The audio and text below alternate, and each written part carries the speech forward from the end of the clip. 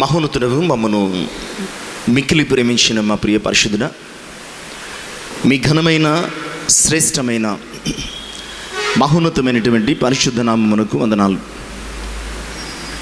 మేమేమై ఉన్నామో అది కేవలము మీ కృప వలన మాత్రమే అయ్యున్నాం నాయన.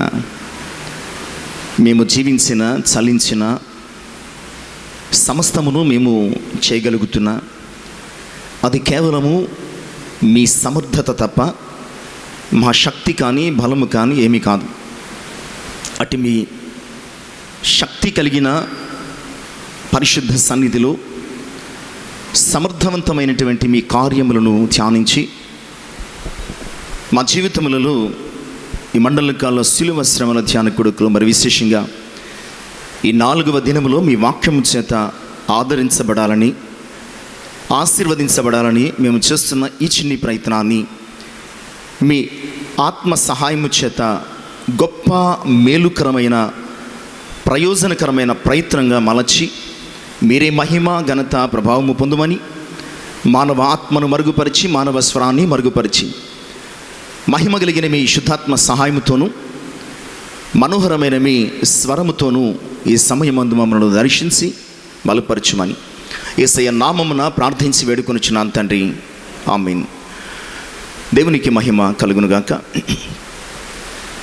దేవునిని ప్రేమించి ఆయన పరిశుద్ధ సన్నిధిని చేరివచ్చిన ప్రియ విశ్వాసులందరికీ మన ప్రభువును ప్రియరక్షకుడైన యేసుక్రీస్తు వారి ప్రశస్త నామములో శుభాలు తెలియజేస్తున్నాను. దేవుని కృపను బట్టి ఈ మండల కాల శిలువ శ్రమల ధ్యాన కొడుకులో మరి విశేషంగా ఈ 4వ దినంలోనికి ప్రవేశించినటువంటి మనము ఈ దిన ధ్యాన నిమిత్తమై ఏర్పాటు చేయబడినటువంటి లేఖన భాగాలను కొద్ది నిమిషాలు ధ్యానము చేసుకునే ప్రయత్నం చేద్దాం. దానికి ముందుగా కోవిడ్ నిబంధనలను పాటిస్తూ మరి భౌతిక దూరాన్ని మెయింటైన్ చేయాల్సిందిగా, అదే రీతిగా మాస్కు ధరించాల్సిందిగా ప్రభుపక్షంగా మీకు మనవి చేస్తున్నాను. ఈనాటి ధ్యాన నిమిత్తం ఏర్పాటు చేయబడిన లేఖన భాగాలు దానియేలు గ్రంథము 3వ అధ్యాయం 16 నుంచి 18 వచనాలు, అలాగే 2వ భాగముగా యోహాను సువార్త 9వ అధ్యాయం మొదటి 7 వచనాలు. అంశము సమర్థుడైన దేవుడు. నిన్నటి దినాన మరువని దేవుని యొక్క మహాకృపతో కూడినటువంటి కార్యాలను మనం జ్ఞాపకం చేసుకున్నాం. ఆయన మనలను మరువని వానిగా మన కొరకు తన ప్రాణమిచ్చి మన జీవితంలో బలమైనటువంటి తన శిలువ ప్రేమను రుచి చూపించి మరలా తిరిగి రానున్నవానిగా నిన్నటి దినమున వాక్యము చేత దర్శించబడ్డాం. ఈరోజు మరి విశేషంగా మనం చదువుకున్నటువంటి లేఖన భాగముల నుంచి ప్రాముఖ్యంగా మొదటి భాగము దానియేలు గ్రంథము 3వ అధ్యాయము 17వ వచనాన్ని ఒకమారు చదువుకుందాం. మేము సేవించుచున్న దేవుడు మండుచున్న వేడిమి గల ఈ అగ్ని గుండములో నుండి మమ్మను తప్పించి రక్షించుటకు సమర్థుడు. ప్రియులారా, కొన్ని వందల సార్లు సండే స్కూల్ దినముల నుంచి ఈ మాటలను షద్రక్ మెషక్ అబేద్నెగో జీవితంలో దేవుడు చేసిన ఈ అద్భుతమైనటువంటి కార్యాన్ని, సంఘటనను గురించి మనము ధ్యానము చేసుకుంటూ ఉన్నాం లేదా నేర్చుకుంటూ ఉన్నాం. ఈ సంఘటనలో మనకు తెలియని విషయం అంటూ ఏది కూడా లేదు. ఈ సంఘటన యావత్తు స్పష్టంగా మనము ఎరిగిన వారమై ఉన్నాం. రాజైనటువంటి నెబుకద్నెజరు దూరాయను మైదానంలో ఒక పెద్ద ప్రతిమను చేయించి దాన్ని నిలువబెట్టించి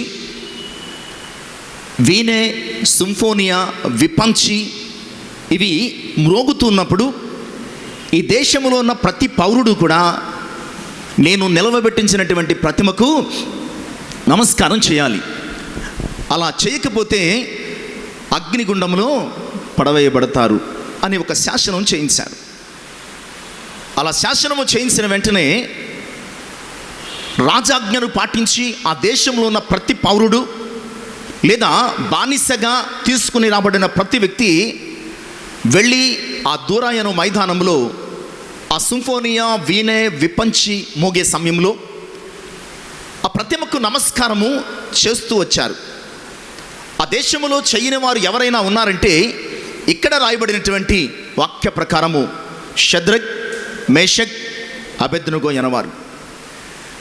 వారిని ఎలాగైనా రాజు ఎదుట నేరస్తులుగా నిలవబెట్టాలని కల్దీయులలో కొందరు వచ్చి, రాజా, నీవు నిలవబెట్టించినటువంటి ప్రతిమకు దేశంలో ఉన్న ప్రతి ఒక్కరు కూడా నమస్కారం చేస్తున్నారు, ఒక్క షద్రక్, మేషక్, అబేద్నెగో అనే హెబ్రీ బాలురు తప్ప.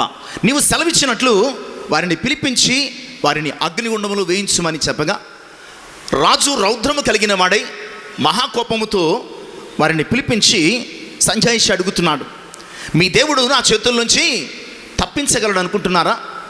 మీ దేవుడు మండుచున్న ఈ అగ్నిగుండము నుంచి, నా కోపము నుంచి విడిపించగలరని మీరు అనుకునిచున్నారా? ఇదిగో ఇప్పుడే మిమ్మల్ని అగ్నిగుండములో నేను వేయడానికి సిద్ధపడుతున్నాను. దానికి ప్రతిగా షద్రక్, మేషక్, అబేద్నెగో అని వారు చెబుతున్న అద్భుతమైన ఆశ్చర్యము కలిగించు సమాధానము 16వ వచనం నుంచి మనం చూస్తాం. షద్రకును, మేషాకును, అబేద్నెగోయు రాజుతో ఇలాగూ చెప్పిరి, నెబుకద్నెజరు, ఇందును గూర్చి నీకు ప్రత్యుత్తరము ఇయ్యవలనన్న చింత మాకు లేదు.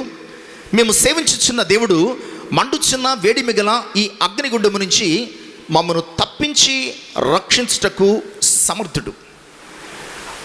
ఈ ముగ్గురు స్నేహితులు ఆ అన్య దేశములో అన్య రాజు ఎదుట తమ దేవుని యొక్క సమర్థతను గురించి మాట్లాడుతున్నారు. ఈరోజు మన ప్రార్థనా అంశము, ధ్యాన అంశము సమర్థుడైనటువంటి దేవుడు.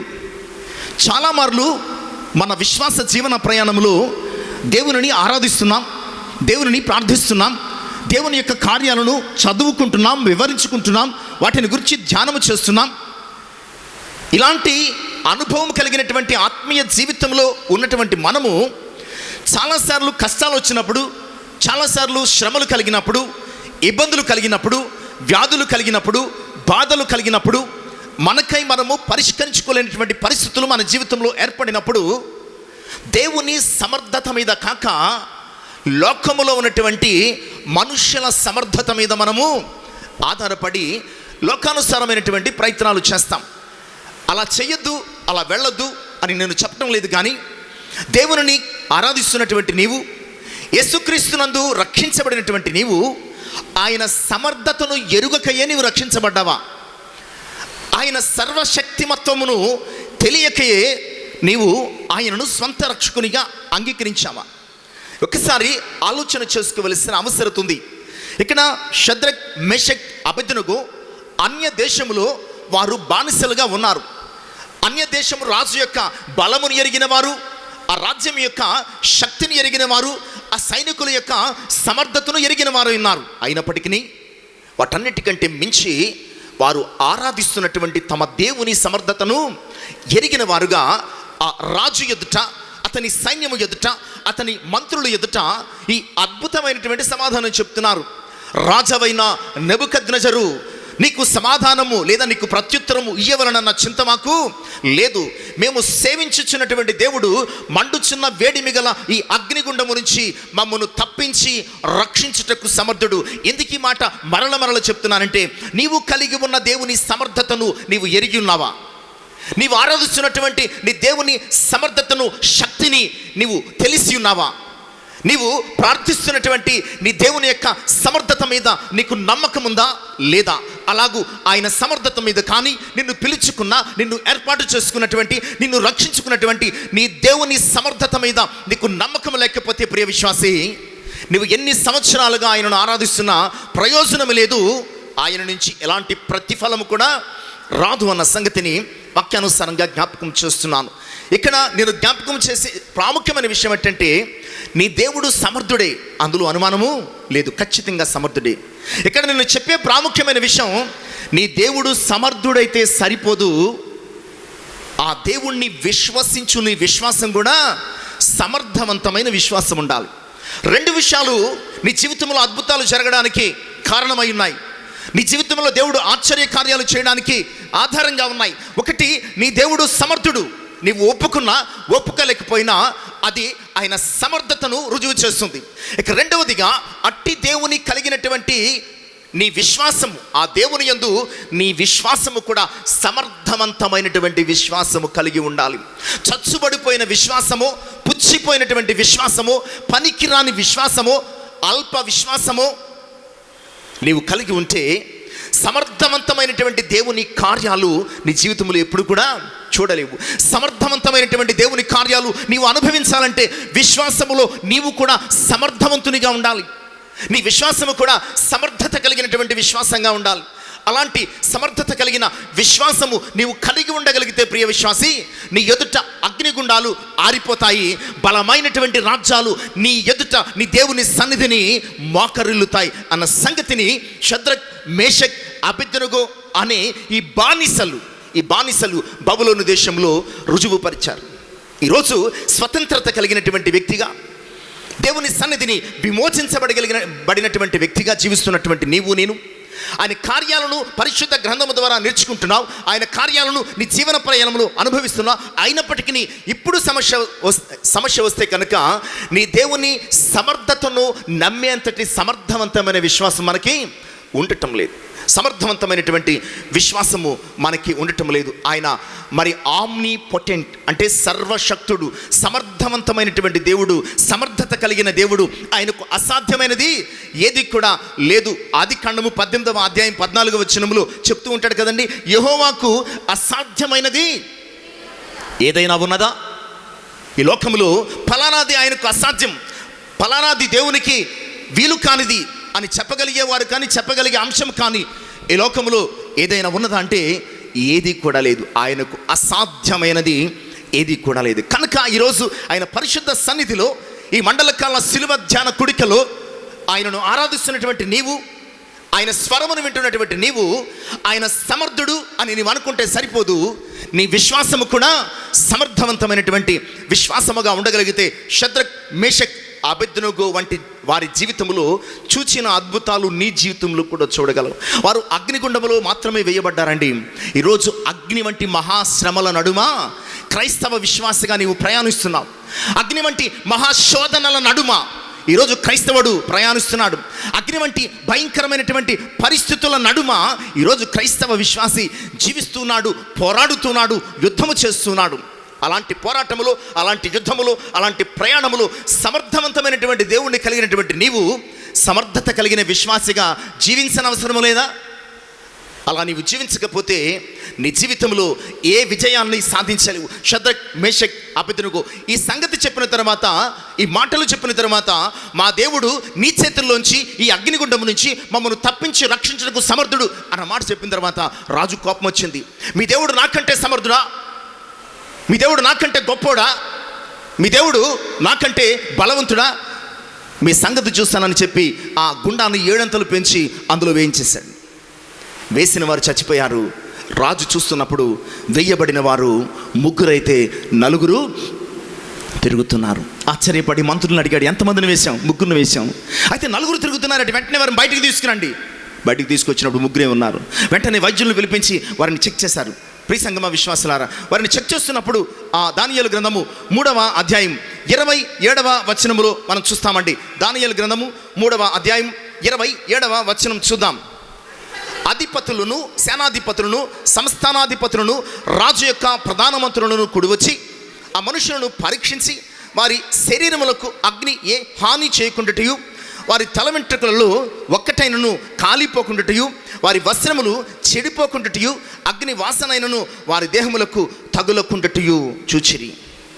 టాప్ టు బాటమ్ వారు చాలా నిశితంగా పరిశీలించారు. తల వెంట్రుకలు కాలిపోలేదు, వస్త్రాలు కాలిపోలేదు, శరీరము కాలిపోలేదు, అట్లీస్ట్ శరీరములకు అగ్ని వాసన కూడా అంటలేదు. ప్రియులారా, ఇంత అద్భుతం ఎలా జరిగింది అంటే నేను చెప్పటం లేదు. ఈ అద్భుతం ఎలా జరిగిందో అక్కడ రాజు చెప్తున్నాడండి. ఏ రాజైతే వారిని అగ్నిగుండములు వేశాడో ఆ రాజే ఈ అద్భుతం ఎలా జరిగిందయ్యా అంటే దానికి సమాధానం చెప్తున్నాడు 29వ వచనంలో. కాగా నేను ఒక శాసనము నియమించుచున్నాను, ఏదనగా ఈ విధముగా రక్షించుటకు సమర్థుడగు దేవుడుగాక మరి ఏ దేవుడు లేడు. దేవునికి మహిమ కలుగును గాక. ఇలా రక్షించడానికి 7 అంతల వేడిమి గల అగ్నిగుండములో వెయ్యబడినప్పటికీ తన దాసుల శరీరానికి, వారి వస్త్రాలకు, వారి తల వెంట్రుకలకు అగ్ని ఏ హాని చేయకుండాటం, కనీసం అగ్ని వాసన కూడా వారికి అంటకుండా కాపాడడం ఈ దేవునికి తప్ప మరి ఏ దేవునికి సాధ్యము కాదు. ఈయన సమర్థుడైనటువంటి దేవుడని నెబుకద్నెజరు, ఇది ఊహాత్మకమైనటువంటి కథనం కాదండి. నెబుకద్నెజరు అనే వ్యక్తి చరిత్రలో ఉన్నాడు. బబులోనును పాలించినటువంటి రాజులలో చాలా అగ్రగణ్యుడు అని పేరు పొందినవాడు నెబుకద్నెజరు. అతడే ఒకప్పుడు ప్రపంచ వింతలలో ఒకటైనటువంటి హ్యాంగింగ్ గార్డెన్స్ని కూడా, వేలాడే ఉద్యానవనాలను కూడా అతడు నిర్మించినవాడు. ఇతడు చారిత్రాత్మకమైన రాజు. అలాగే ద సేమ్ టైం ఈ సంఘటన చారిత్రాత్మకమైన సంఘటన. ఇది ఊహాత్మకమైన కల్పన కథ ఎంత మాత్రము కూడా కాదు. శద్రక్, మేషక్, అబేద్నెగో అనేవారు అగ్నిగుండము నుంచి ఏ రీతిగా తప్పించబడ్డారు. పరిశుద్ధ గ్రంథములో రాయబడినటువంటి ఈ సంఘటన ఇది చారిత్రాత్మకమైన సంఘటన. సమర్థుడైనటువంటి దేవుని కార్యము, అలాగే సమర్థవంతమైనటువంటి విశ్వాసమును కలిగినటువంటి తన బిడ్డల జీవితములు దేవుడు చేసినటువంటి అద్భుతమైనటువంటి ప్రణాళిక. ఆఫ్రికా దేశంలో ప్రియులారా ఒక మిషనరీ కుటుంబము విస్తృతంగా క్రీస్తు సువార్తను ప్రకటిస్తుంది. చాలా సంవత్సరాలుగా ఆ సువార్తను ప్రకటిస్తున్నప్పుడు చాలామంది ఆటవిక తెగల వారు ఆ సువార్తను విని రక్షించబడుతున్నారు, ప్రభువును సొంత రక్షకునిగా అంగీకరిస్తున్నారు. ఈ యొక్క పరిస్థితిని చూచి ఆ తెగల ప్రధాన నాయకుడు చాలా కోపంతో ఎలాగైనా వీరిని చంపివేయాలి, మా తెగను భ్రష్టు పట్టిస్తున్నారు, మా యొక్క దేవతలను ఆరాధించుకోకుండా ఏదో అన్య దేవుని ఆరాధనకు మా వారిని అందరినీ కూడా మార్చేస్తున్నారు అని చెప్పి ఒకరోజు కంకణం కట్టుకుని ఆ తెగలలో ప్రాముఖ్యమైనటువంటి వారిని తీసుకుని ఆ మిషనరీ ఉన్నటువంటి ఇంటికి వెళ్ళారు. లోపల మిషనరీ కుటుంబము భోజనం చేస్తుంది. లోపలికి వెళ్ళి వారందరినీ కూడా ఒక్కసారి లేవమన్నారు. మీరు మా యొక్క ప్రాంతానికి వచ్చి మీరు చేస్తున్న స్వార్థ వలన మా యొక్క ఆచారాలు సాంప్రదాయాలు పూర్తిగా పాడైపోతున్నాయి, మా వారందరూ కూడా మీలో కలిసిపోతున్నారు కనుక ఇది మాకు ఇష్టం లేని చర్య కనుక ఇప్పుడే మీ కుటుంబాన్ని చంపేయాలని నిర్ణయం తీసుకున్నాం, ఇదిగో చంపడానికి వచ్చాం, సిద్ధంగా ఉండండి అని చెప్పి కత్తులతో వారి మీద పడడానికి సిద్ధపడ్డారు. మిషనరీ అన్నాడు, అయ్యా మీరు చంపుకోండి, కానీ ఒక్క నిమిషం మమ్మల్ని ప్రార్థన చేసుకునివ్వండి. చచ్చిపోయే ముందు ఒక్క నిమిషం మా దేవునికి ప్రార్థన చేసుకుని మేము చచ్చిపోతాం. మరి కళ్ళు మూసుకుని ప్రార్థన చేస్తున్నారు. ప్రార్థన చేసి ఆమె అన్న తర్వాత వారిని చంపడానికి వచ్చిన వారు అక్కడ ఎవరు కూడా లేరు. సరే, ఆ కథనం అయిపోయింది, అతనికి అర్థం కాలేదు. ఒకరోజు ఒక బహిరంగ సభలో ఆ మిషనరీ ప్రసంగిస్తున్నాడు. దేవుని అద్భుతమైన సమర్థవంతమైనటువంటి కార్యాల గురించి ప్రసంగిస్తూ, ఒకరోజు నా జీవితంలో దేవుని సమర్థత నిరూపించే ఒక అద్భుత కార్యం జరిగింది. నేను నా భార్య పిల్లలు నా ఇంటిలో భోజనం చేస్తున్నప్పుడు ఆటవిక తెగల వారు నాయకులు కలిసి మమ్మల్ని చంపడానికి వచ్చారు.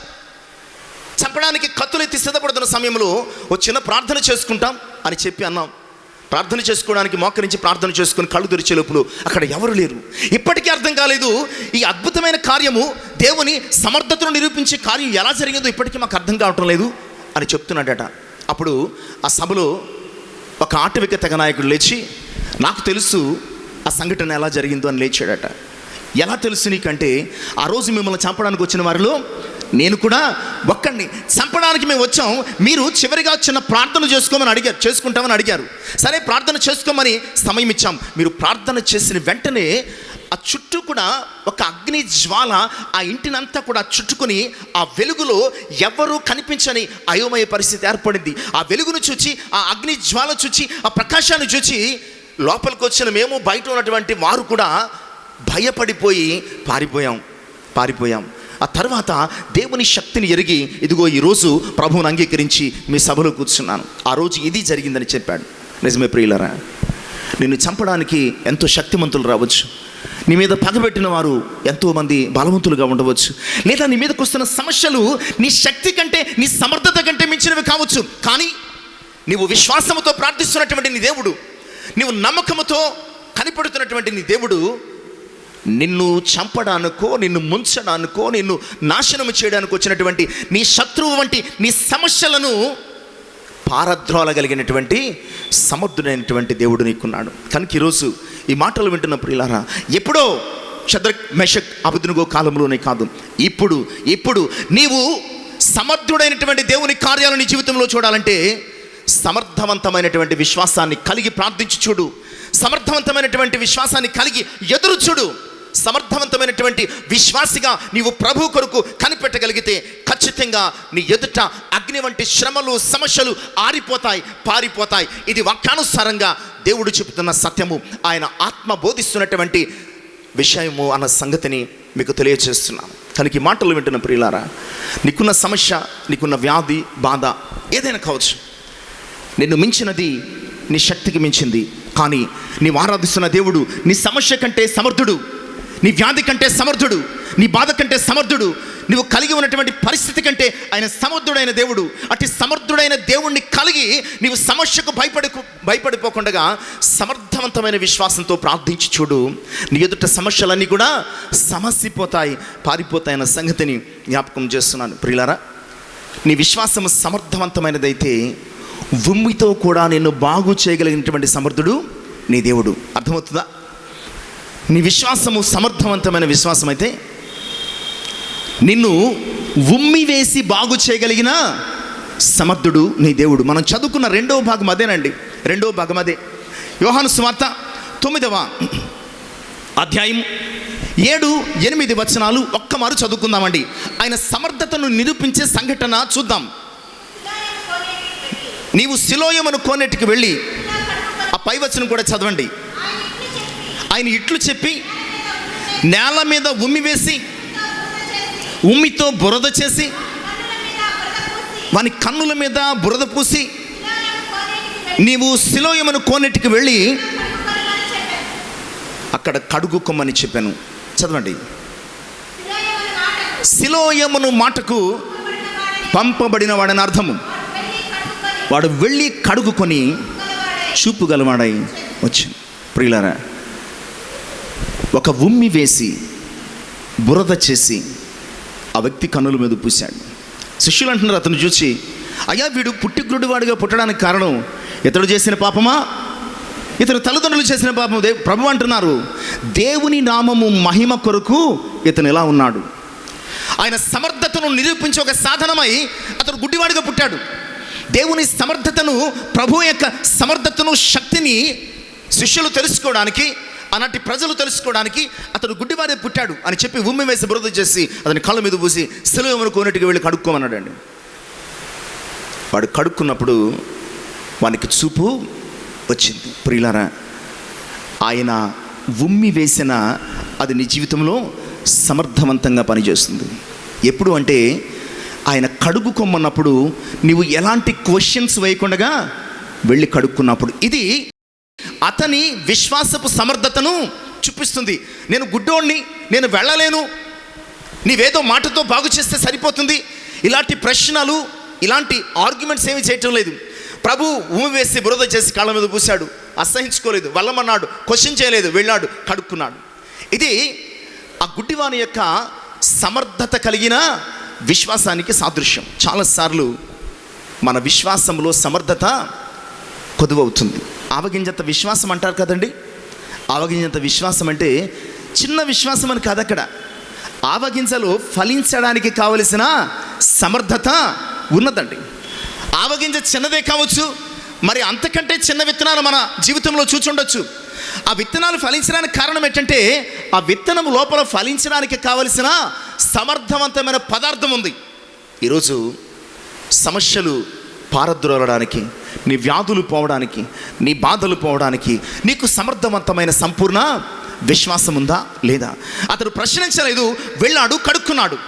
సమర్థుడైన ప్రభు చెప్పాడు, అతడు సమర్థవంతమైన విశ్వాసంతో వెళ్ళి అతడు కడుక్కున్నాడు.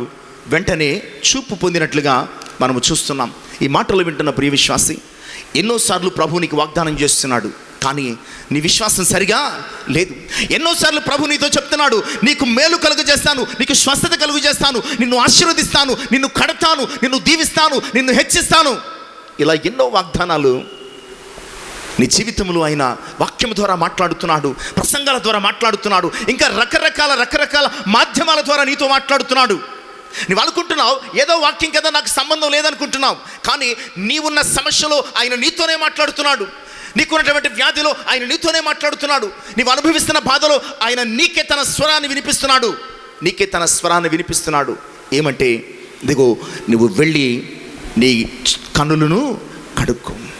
నిజమే ప్రియులారా, ఈరోజు సమర్థవంతమైన దేవుడు నీకిస్తున్న వాగ్దానాలను స్వతంత్రించుకోవడానికి నీవు సమర్థవంతమైనటువంటి విశ్వాసాన్ని కలిగి ఉండాలి అన్నది ఈనాటి ధ్యానంలో ప్రాముఖ్యమైన. ఒకవేళ సరిగా లేనటువంటి విశ్వాసం, శక్తి లేనటువంటి విశ్వాసం, భక్తి లేనటువంటి విశ్వాసం, సంపూర్ణం కానటువంటి విశ్వాసంతో నీవున్నావేమో, ఇకనైనా నీ విశ్వాసాన్ని బాగు చేసుకో, నీ విశ్వాసాన్ని సరి చేసుకో. సమర్థవంతమైన దేవుని కార్యాలను నీ జీవితంలో రుచి చూడడానికి నీవు విశ్వాసములో సమర్థవంతునిగా ప్రార్థించు, పోరాడు అన్న సంగతిని గుర్తు చేస్తున్నాను. ఇక రెండవ సంగతికి నడిపించబడదాం ప్రియులారా. యెహోషువ గ్రంథం 6వ అధ్యాయం 20వ వచనం. ఇవి మీకు తెలియని సందర్భాలు కాదు, ఏదో కొత్త మర్మాలు కాదు. కానీ ఈరోజు మన విశ్వాసాన్ని సరిచేసుకోవడానికి, సమర్థవంతమైనటువంటి విశ్వాసులంగా నిలవబడ్డానికి మరొకసారి దేవుని కార్యాలను తరచి చూచే ప్రయత్నం అన్న సంగతిని తెలియజేస్తున్నాను. యెహోషువ 6:20 చదువుదామండి. యాజకులు బూరలు ఊదగా ప్రజలు కేకలు వేసిరి. ఆ బూరల ధ్వని వినినప్పుడు ప్రజలు ఆర్భాటము కేకలు వేయగా ప్రాకారము కూలెను. చాలండి. సమర్థవంతమైన దేవుడు నీవేం చేయకుండానే నీ ఎదుట ఉన్నటువంటి ప్రాకారాలను కూల్చేస్తాడు. నీవు కత్తి పట్టవసరం లేదు, నీవు గుణపం పట్టవసరం లేదు, నీవు పలుగు పట్టవసరం లేదు, నీవు పార కూడా పట్టవసరం లేదు. లేదంటే ఆధునిక టెక్నాలజీ ప్రకారము నీవు బుల్డోజర్స్ను, బాంబ్స్ను ప్రయోగించి నీ జీవితంలో ఆటంకంగా ఉన్నటువంటి గోడలను పగలగొట్టే ప్రయత్నం చేయొద్దు. జస్ట్ ఆయన చెప్పాడు, రోజుకొక మారు యాజకులు బూరలు పట్టుకుని వెళుతుంటుండగా ఇశ్రాయేలు సమాజం అంతా ఎరికో గోడ చుట్టూ తిరగండి. అలా 6 దినాలు తిరగండి. 7వ దినమున యాజకులు బూరలు ఊదుతుండగా సర్వ సమాజం అంతా ఆర్భాటముతో కేకలు వేయండి. దేవుని కార్యం మీరు చూస్తారు. ఒక మాట చెప్పాడు, 7 సార్లు తిరగాల, 6 సార్లు తిరగాల, ఓసారి తిరిగితే సరిపోదా? ప్రశ్నలు లేవు. ఏమండి తిరిగితే పడిపోతాయా? ఈ ఆధునిక క్రైస్తవ సమాజం ఏమంటుందంటే, ఏమండి తిరిగితే గోడలు పడిపోతాయటండి. ఏదో వెర్రోడు చెప్తాడు. ఏమంటే కేకలేస్తే గోడలు పడిపోతాయా? ఏమంటే బూరలు ఊస్తే గోడలు పడిపోతాయా? ఎందుకంటే మన విశ్వాసము సమర్థవంతమైనది కాదు. సమర్థవంతమైన కాని విశ్వాసం కలిగిన వారే ప్రశ్నలు వేస్తారు, లేదంటే ఆర్గ్యుమెంట్స్ చేస్తారు, లేదంటే రీజనింగ్స్ చూస్తారు. నీవు నిజంగా నీ విశ్వాసములో సమర్థత కలిగిన వ్యక్తిగా ఉంటే దేవుని మాట విన్నప్పుడు no more arguments, no more questions. ప్రశ్నలకు, వాదోపవాదాలకు తావుండదు. ఆయన చెప్పాడు తిరగాలంటే అది సమర్థవంతమైన విశ్వాసం. అంటే ఆయన చెప్పాడు కేకలు వేయాలంటే, ఆయన చెప్పాడు బూరలు ఊదాలంటే, ఆయన చెప్పాడు ప్రార్థించాలంటే, ఆయన చెప్పాడు స్తుతించాలంటే, ఆయన చెప్పాడు ఆయన సన్నిధిని ఆరాధించాలంటే. నీవు నిజంగా ఆరాధిస్తే సంపూర్ణ విశ్వాసముతో, సమర్థవంతమైన విశ్వాసముతో నీవు ప్రార్థించగలిగితే, ఆరాధించగలిగితే, స్తుతించగలిగితే నీ ఎదుట ఉన్నటువంటి ఎరికో ప్రాకారాలే కాదు, ఎలాంటి ఆటంకాలైనా, ఎలాంటి అడ్డుగోడలైనా, ఎలాంటి సమస్యాత్మకమైనటువంటి కోటలైనా కూలిపోతాయని వాక్యం సెలవిస్తుంది. ఎందుకంటే నీవు నమ్ముకున్న దేవుడు ఎరికో గోడల కంటే శక్తిమంతుడు, సమర్థవంతుడు. ఆయనను కలిగి ఉన్న నీ విశ్వాసం కూడా ఆ గోడలను పడగొట్టగలిగిన విశ్వాసమై ఉండాలి. ఆయన సమర్థవంతమైన దేవుడు. ఆ రోజు ఇశ్రాయేలు ప్రజలు కూడా ఆయన చెప్పిన మాట విని అంతే సమర్థవంతంగా వారు పనిచేశారు. అది విశ్వాసం అంటే. ఈరోజు ప్రియులారా, షద్రక్, మేషక్, అబేద్నెగో అంటున్నారు, మా దేవుడు మమ్మను రక్షించుటకు సమర్థుడు. యెహోషువ నాయకత్వములో ఇశ్రాయేలు ప్రజలు అంటున్నారు, మా దేవుడు ఎరికో గోడలను కూలగొట్టగలిగిన సమర్థుడు. ఎరికో గోడలను కూలగొట్టగలిగిన సమర్థుడు. ఈరోజు నీవు అనగలుగుతున్నావా నా దేవుడు సమర్థుడని? నమ్మగలుగుతున్నావా నా దేవుడు సమర్థుడు? ఆ దేవుని యందు నా విశ్వాసము కూడా సమర్థవంతమైన విశ్వాసమని నీవు విశ్వసించగలుగుతున్నావా? అలా చేయగలిగితే అప్పుడెప్పుడు అగ్నిగుండం నుంచి శద్రక్ మేషక్ కాదు, ఇప్పుడు కూడా అగ్ని వంటి మహాశ్రమల నుంచి నీవు విమోచించబడతావు. అప్పుడెప్పుడు ఎరుకో గోడలు కూలడం కాదు, ఇప్పుడు కూడా నీ ఎదుట సమస్యల ప్రాకారాలు కూలిపోతాయి, నీవు సమాధానంతో సాగిపోతావని వాక్యం ద్వారా స్పష్టం చేస్తున్నాను. ఇక 3వ విషయం చూద్దామండి. సమూయేలు మొదటి గ్రంథం 17వ అధ్యాయం 49 నుంచి 51 వచనాలు. ఇది కూడా ఎన్నోసార్లు మనం ధ్యానం చేసుకున్నాం, కానీ ఈరోజు సమర్థతను గురించి, సమర్థత అనే కోణంలో చూద్దామండి. ఎదుట 6 మూరల జానెడు ఎత్తు కలిగిన గొల్యాతు మహాశూరుడు, ఫిలిస్తీయుడు, గాతువాడు, యుద్ధ నైపుణ్యత కలిగిన వాడు. అతని కేకకే ఇశ్రాయేలు సైన్యము పారిపోయింది. రాజు అయితే రాజనగరాలు తలుపేసి కూర్చున్నాడు. ఏం చేయలేక అల్లాడిపోతున్నాను. ఒక చిన్న బాలుడు వచ్చి నేను అతనితో పోరాడతానన్నాడు. నవ్వారు, రాజు దగ్గరికి తీసుకెళ్లారు. నీ వల్ల కాదన్నాడు. కవచాలు తొడిగించాడు. కవచాలు తొడుక్కోవడం నా వల్ల కాదని చెప్పి ఒక బడిసెలు తీసుకుని ఏట్లోనికి వెళ్ళి 5 రాళ్ళు ఏరుకుని కర్ర పట్టుకుని వెళ్ళిపోయాడు. గొలియాతు అతను చూచి, కుక్కను అనుకుంటున్నావా, కర్ర పట్టుకుని నా మీదకి వస్తున్నావు? ఈరోజు నిన్ను ఆకాశ పక్షులకు ఆహారంగా, భూజంతువులకు ఆహారంగా వేసేస్తాను. ప్రియులరా, అక్కడ అంటున్నాడు, నేను నా దేవుడైన యెహోవా నామములో, జీవము కలిగినటువంటి యెహోవా నామములో నీ మీదకి యుద్ధానికి వస్తున్నాను. ఈరోజు నా దేవుడు నిన్ను నా చేతికి అప్పగిస్తాడు. ఎందుకంటే యుద్ధము యెహోవాదే, యుద్ధము యెహోవాదే. ప్రియ విశ్వాసి, యుద్ధం నీవు చేయవసరం లేదు, పోరాటం నువ్వు చేయవసరం లేదు, లేదా మరొకటి నీ చేయవసరం లేదు. ఎందుకంటే నీవు సమర్థవంతమైన దేవుని చేతుల్లో ఉన్నావు, సమర్థుడైనటువంటి దేవుని చేతుల్లో ఉన్నావు. ఇశ్రాయేలు సైన్యం అనుకుంటున్నారు గొలియాతు చాలా సమర్థవంతుడు అనుకుంటున్నారు, గొలియాతు చాలా బలవంతుడు అనుకుంటున్నారు, గొలియాతు చాలా శక్తిమంతుడు అనుకుంటున్నారు. కానీ దావీదు ఏమనుకుంటాడో తెలుసా? గొలియాతు కంటే నా దేవుడు సమర్థుడు అని సమర్థవంతమైన విశ్వాసంతో సాగిపోతున్నాడు. ఈరోజు సమస్యలను చూసి భయపడుతున్న నీవు, వ్యాధులను చూసి భయపడుతున్న నీవు, ఇంకా నీ చుట్టూ ఉన్నటువంటి పరిస్థితులను చూసి భయపడుతున్న నీవు కలిగి ఉన్న సమస్యల కంటే, వ్యాధుల కంటే, పరిస్థితుల కంటే నీవు ఆరాధిస్తున్న దేవుడు సమర్థుడైన దేవుడు, సర్వ సృష్టికర్త, సర్వశక్తిమంతుడు, ఆయన సార్వభౌముడు. అలాంటి దేవుణ్ణి కలిగి ఓ చిన్న జబ్బుకు, చిన్న సమస్యకు, చిన్న ఇబ్బందికి నువ్వు భయపడిపోతున్నావేమో. ఇశ్రాయేలు ప్రజలందరూ భయపడిపోతున్నారు, కానీ బాలుడైన దావీదు మాత్రం రాళ్ళు పట్టుకుని వెళుతున్నాడు. రాళ్లలో లేదు సమర్థత, అతడు తిప్పే వడిసెలలో లేదు సమర్థత, అతను పట్టుకున్న కర్రలో కూడా లేదు సమర్థత. ఎక్కడుందంటే అతని హృదయంలో ఉన్నటువంటి విశ్వాసములో సమర్థత ఉంది. అతని హృదయంలో ఉన్నటువంటి విశ్వాసములో సమర్థత ఉంది కనుక సమర్థవంతంగా తిప్పికొట్టాడు. ఒక రాయేంటి, గొలియాతు నుదుటను చొచ్చడం ఏంటి, అతడు కింద పడడం ఏంటి, ఆశ్చర్యంగా లేదు. సమర్థుడైన దేవుని కార్యాలు ఇలాగే ఉంటాయి, సమర్థుడైనటువంటి దేవుని ఆశ్చర్య కార్యాలు ఇలాగే ఉంటాయన్న సంగతిని జ్ఞాపకం చేస్తున్నారు. ప్రియులారా, నువ్వు నిజంగా సమర్థవంతంగా నమ్మగలిగితే ఎప్పుడో గొలియాతును దావీదు కొట్టడం కాదు, ఇప్పుడు నీ సమస్యను నీవే కొట్టి పారేస్తావు. ఎప్పుడో రాయితో గొలియాతును పడగొట్టి కత్తితో తల తెగనరకడం కాదు, ఇప్పుడు నీ సమస్యల తలలు తెగనరికి నీవు విజయ పదంలోకి సాగిపోతావని వాక్యానుసారంగా నేను సవాలు చేసి మరీ చెప్తున్నాను. అయితే నీవు సంపూర్ణమైన సమర్థవంతమైనటువంటి విశ్వాసం కలిగి ఉండాలి. దావీదు జీవితంలో ఇలాంటి అనుభవాలు ఎన్నో చూస్తామండి. సింహాన్ని చంపినప్పుడు, ఎలుగుబంటిని చంపినప్పుడు, సౌలు చేతుల్లోంచి తప్పించబడినప్పుడు, ఇవన్నీ ఏ కార్యాలంటే సమర్థవంతమైన దేవుని కార్యాలు. అలా కార్యాలు జరగడానికి సమర్థవంతమైనటువంటి దావీదు యొక్క విశ్వాసం అన్న సంగతిని జ్ఞాపకం చేస్తున్నాను. ఇక 4వ విషయం కూడా చూద్దాం ప్రియులారా. రాజుల 2వ గ్రంథం 15వ అధ్యాయం 14వ వచనం. రాజుల 2వ గ్రంథం 15వ అధ్యాయం 14వ వచనం చదువుదాం. రాజుల 2వ గ్రంథం 5వ అధ్యాయం 14వ వచనం.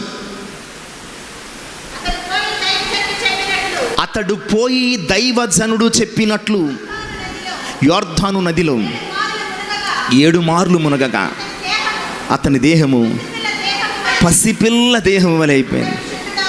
ఈ సంఘటన కూడా కొన్ని వందల సార్లు నేర్చుకున్నాం.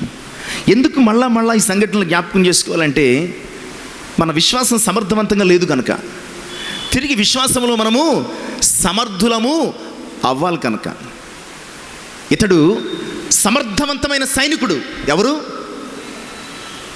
నయమాను అతని సమర్థవంతమైనటువంటి నైపుణ్యత చేత, యుద్ధ ప్రావీణ్యత చేత సిరియా రాజుకు ఎన్నో విజయాలు ఒంటి చేత్తో అందించాడండి.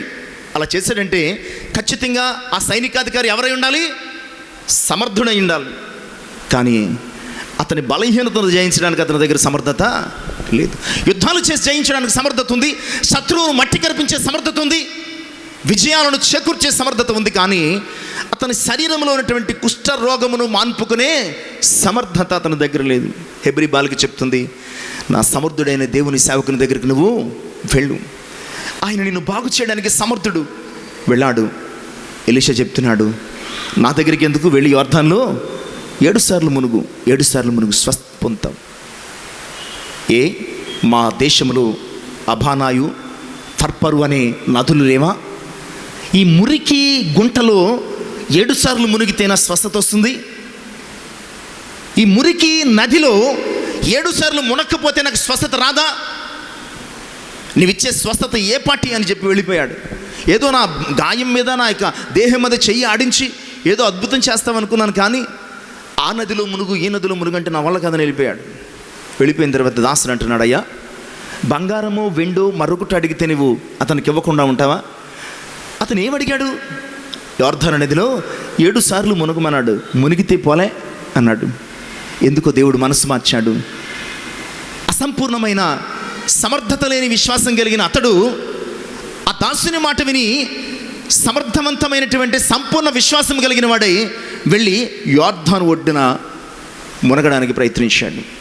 నేను చాలాసార్లు ఈ మాట చెప్పాను, విడివిడిగా చెప్పాను. ఒక్కసారి మునిగాడు, స్వస్థత రాలేదు. కనీసం ఒక కాలు కానీ చేయి కానీ బాగుపడలేదు. మనం ఏమనుకుంటామంటే, ఒక్కసారి వెళ్తే కొంచెం నడవగలిగితే బాగున్నాడు, మోకాళ్ళ నొప్పులు తగ్గితే బాగున్నాను, ఇంకోసారి వెళ్తే కొంచెం స్పీడ్గా నడగలిగితే బాగున్నాను అంటే మనం స్పీడ్గా డెవలప్మెంట్ కోరుకుంటాం, కానీ విశ్వాసములు స్పీడ్గా ఎదగడానికి ప్రయత్నించాం. ఒకప్పుడు అసంపూర్ణమైన విశ్వాసం కలిగిన వాడే, ఒకప్పుడు సమర్థత లేని విశ్వాసం కలిగిన వాడే, కానీ ఇప్పుడు నయమాను తన విశ్వాసములో సమర్థత కలిగిన వాడే వెళుతున్నాడు. ఆలస్యమైన వెళ్ళి ఒకసారి మునిగాడు, రాలేదు. 2 సార్లు మునిగాడు, రాలేదు. 3వసారి కూడా మునిగాడు, కొంచెం కూడా మార్పు రాలేదు. 4వసారి మునిగాడు, అప్పుడు రాలేదు. 5వసారి మునిగాడు, ఏమాత్రం లాభం లేదు.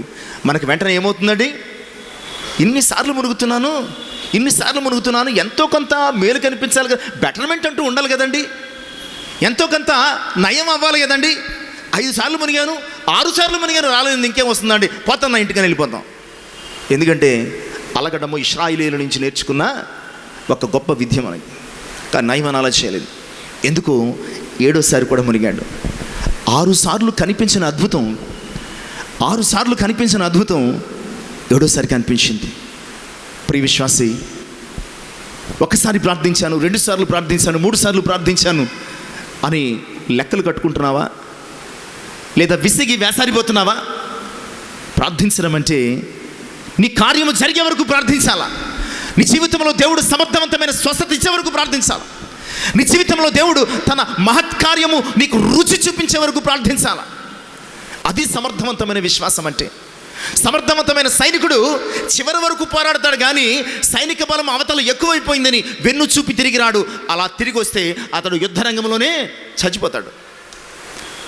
అలాగే నీవు సమర్థవంతమైన విశ్వాస సైనికుని వలె, నీ సమస్య ఎంతో గొప్పదైనా, నీ వ్యాధి ఎంతో గొప్పదైనా, నీ జీవితంలో ఎలాంటి విపత్తు ఏర్పడినప్పటికీ, ఒకసారి కాదు, 2 సార్లు కాదు, 3 సార్లు కాదు, నయమాను 7 సార్లు కదండి, నేను 7 సార్లే అని కాదు, ఎన్నిసార్లైనా ఆయన కార్యము జరిగించే వరకు ప్రార్థించు. ఆయన సమర్థవంతమైన కార్యము నీ బ్రతుకులో జరిగే వరకు కూడా ఎన్నిసార్లైనా ప్రార్థించు. ఆయన నిన్ను జ్ఞాపకము చేసుకునే వరకు ప్రార్థించు. ఆయన నీ జీవితంలో కార్యము జరిగించే వరకు ప్రార్థించు. ఆయన నీకు మేలు వసయ్యే వరకు ప్రార్థించు. నీవు ఏదైతే ప్రార్థిస్తున్నావో అది నీకు దయచేసే వరకు ప్రార్థించు. సమర్థవంతమైన విశ్వాసం అంటే అది, సంపూర్ణ విశ్వాసం అంటే అది. నయమాను చేశాడు. పసిపిల్ల దేహము వలె అతని దేహం మారిపోయింది. ఈరోజు అలాంటి ఒక అద్భుతాన్ని నీ జీవితంలో చూడాలనుకుంటున్నావా? అలాంటి ఒక ఆశ్చర్యకార్యాన్ని నీ బ్రతుకులో చూడాలనుకుంటున్నావా? అలాంటి సమర్థవంతమైన దేవుని కార్యాన్ని నీ బ్రతుకులో అనుభవించాలనుకుంటున్నావా? అయితే ఇప్పుడే నీ విశ్వాసమును సమర్థవంతంగా బలపరుచుకో. సవాళ్ళను స్వీకరించగలిగే విశ్వాసంగా, కార్యాన్ని సాధించగలిగే విశ్వాసంగా నీ విశ్వాసాన్ని యేసుక్రీస్తునందు బలపరుచుకోమని ప్రయత్నం చేస్తున్నాను. 1 కాదు, 2 కాదు, 3 కాదు, 7 కాదు, 14 అయినా, 21 అయినా, 28, ఎన్నైనా సరే, ఎన్నిసార్లైనా దేవుడు నిన్ను జ్ఞాపకం చేసుకునే వరకు ప్రార్థించు. దేవుడు నిన్ను దర్శించే వరకు ప్రార్థించు. దేవుడు నిన్ను సంధించే వరకు ప్రార్థించు. దేవుడు నీకు మేలు కలుగు చేసే వరకు ప్రార్థించు. అది సమర్థవంతమైన విశ్వాసం అంటే. ప్రియులారా, ఇంకొక విషయం చూద్దాం. యెహోషువ గ్రంథంలోనే 10వ అధ్యాయం 12-14 వచనాలు, 12 నుంచి 14 వచనాలు. యెహోషువ గ్రంథం 10వ అధ్యాయం 12 నుంచి 14 వచనాలు. అక్కడ అమోరీయులతో యుద్ధం జరుగుతుంది. ఇశ్రాయేలు అందరూ వింటుండగానటండి, ఆ యుద్ధం జరుగుతున్న సమయంలో యెహోషువ దేవునికి ప్రార్థించాట. ఏమని ప్రార్థించాడు? సూర్యుడా, నీవు గిబియోనులో నిలువుము, చంద్రుడా, నీవు అయ్యాలోను లోయలో నిలువుము. ఎంత వెర్రి ప్రార్థన అండి! ఎంత వెర్రి ప్రార్థన! ఎప్పుడైనా ఎలా ప్రయత్నించామా?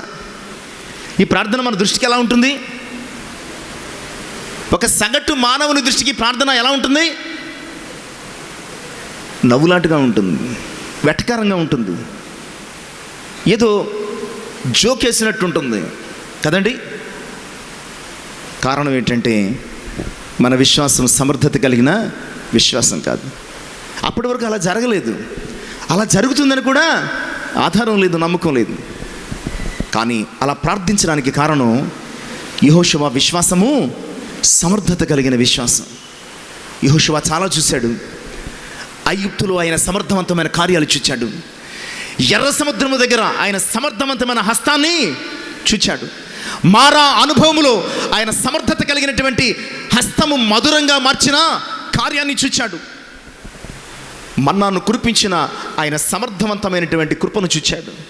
బండ నుంచి నీరు రప్పించినటువంటి ఆయన సమర్థవంతమైనటువంటి ప్రేమను చూచాడు. ఇవన్నీ చూచిన యెహోషువ ఎర్ర సముద్రాన్ని పాయలు చేసిన దేవుడు, మారాను మధురంగా చేసిన దేవుడు, ఆకాశపు మన్నాను కురిపించిన దేవుడు, బండ నుంచి నీళ్ళిచ్చిన దేవుడు ఈరోజు నా కొరకు ఎందుకు సూర్య చంద్రులను ఆపుతాడు? ఎందుకంటే ఆయన సమర్థవంతుడు.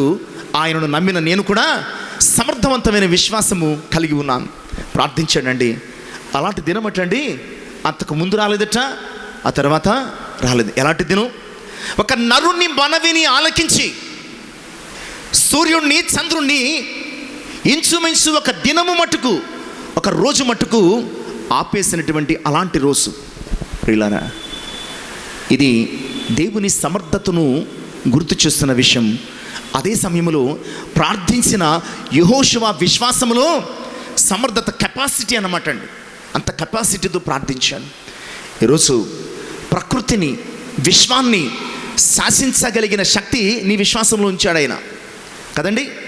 ఒక చిన్న మర్రి విత్తనం ఒక పెద్ద కొండలో పడితే అది తన పనిని కొన్నాళ్ళకి ఏం చేస్తుందండి? సమర్థవంతంగా చేస్తూ ఆ పెద్ద కొండను సహితం ఏం చేస్తుంది? విడగొట్టేస్తుంది. నేను చాలా చిన్న విత్తనాన్ని కొండ చాలా పెద్దదని అనుకోదు. అసలు కొండను అది చూడదు, కొండనది పట్టించుకోదు. తన పనది చేసుకుపోతుంది. మొలవడం మొదలు పెడుతుంది, ఎదగడం మొదలు పెడుతుంది, వేరులు తనడం మొదలు పెడుతుంది. అది విశ్వాసములో ఎదిగే క్రమములో ఎంత పెద్ద కొండైనా చీలిపోతుంది. ఈరోజు నీ ఎదుట సమస్యలు కొండలు కావచ్చు, నీ విశ్వాసము చిన్నదే కావచ్చు. అయితే ఆ చిన్న విశ్వాసంలో నీవు సమర్థవంతంగా ప్రార్థించు, సమర్థవంతంగా పనిచేయి, సమర్థవంతంగా పోరాడు. సమర్థవంతమైన విశ్వాసం కలిగి నీవు సాగిపోగలిగితే ప్రియ విశ్వాసి, సూర్యుడేంటి, చంద్రుడేంటి, విశ్వమే నీకు వీల్పడుతుంది. పాట ఉంది కదండి, విశ్వాసముతో వేడడి వారికి విశ్వమంతా వీలుపడిపోతుంది. ఒక సూర్యుడు చంద్రుడు ఏం కర్మ?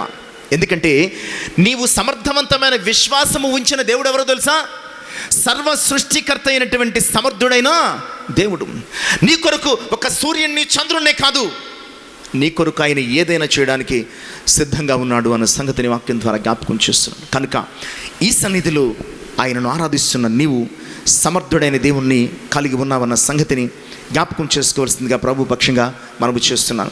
అలాగే రాజుల మొదటి గ్రంథం 17వ అధ్యాయం 6వ వచనం, 17వ అధ్యాయం 16వ వచనంలో కూడా మనం చూస్తే ఆయన సమర్థతతో నిన్ను పోషించగలిగిన దేవుడు.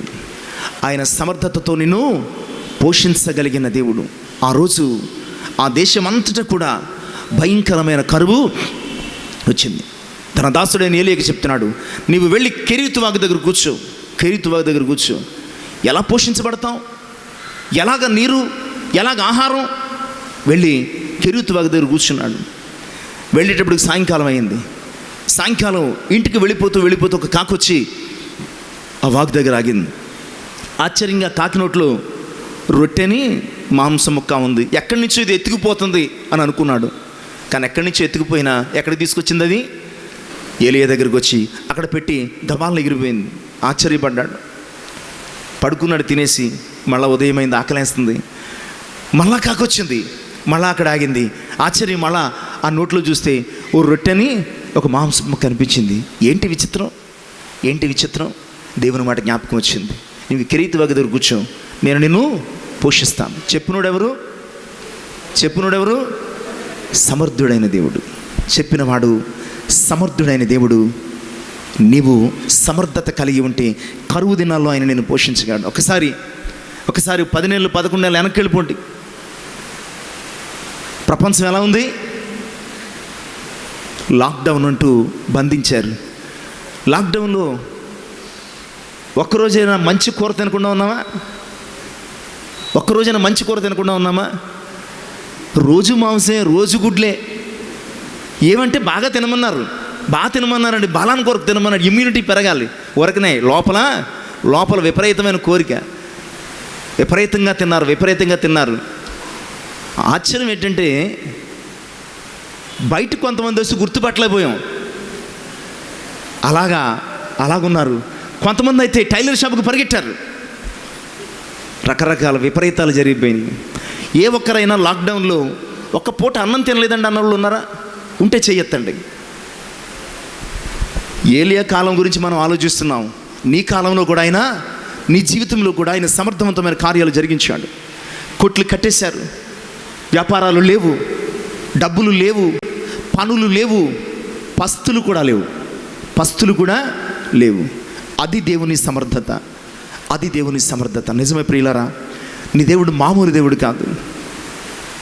నీ ఆలోచనలకు, నీ అంచనాలకు, నీ విశ్వాసానికి కూడా అందని దేవుడు.